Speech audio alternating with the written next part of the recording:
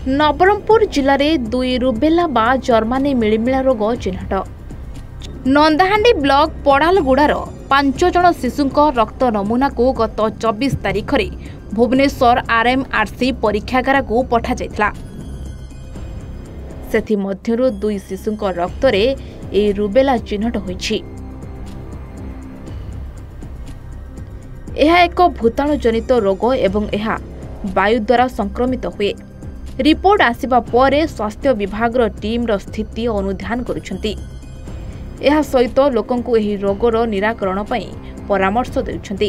एही रोगर लक्षण हेउछि मुहरे गोलाप रंग पड़िबा सह कान बेकरे छोट छोट फोटका देखा देबा।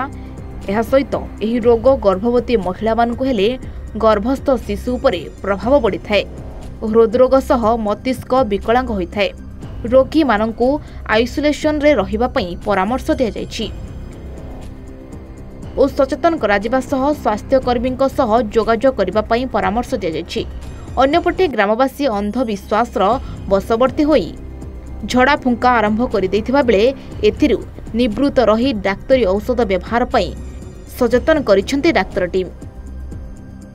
आमे ए गाँ रे 5 जन शिशुंकर ज्वर एवं तांको देहरे नाली नाली हेकरी किछि माने चर्म रोग हिथिला। ता छड़ा फोटका मध्य थिला आ गालरे एवं बेक पछपटे कान पछपटे देहरे एवं हाथ गोड़े विभिन्न प्रकार फोटका चिन्ह थिला। तो चिन्हटी 24 तारिख रु आरंभ होइतिला। आमे तांको 27 तारिख दिन आमे तांको देखिथिलु। आ ता छड़ा तांकर नमूना रक्त नमूना मध्य संग्रह करा हेकरी आमर भुवनेश्वर आरएमआरसी को पठा हेतिला। 5 जनकर नमूनारू 2टा आमर रुबेला पॉजिटिव बाहरी छी।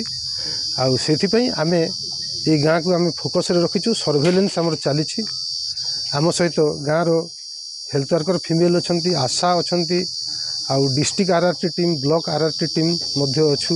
आमे लक्षण को देखि चिकित्सा करूछु। आ केस 5 मध्य सीमित अछि आ बढ़ुनी।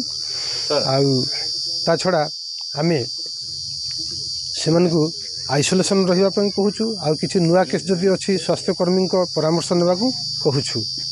आ ता छड़ा जदि केस आगो को बढ़े ताहले आमे आउटब्रेक रेस्पॉन्स इम्यूनाइजेशन करिवु। आ वर्तमान आमे औषध एवं विटामिन ए औषध दउछि। नवरंगपुर संतोष कुमार की रिपोर्ट A1 ओडिशा।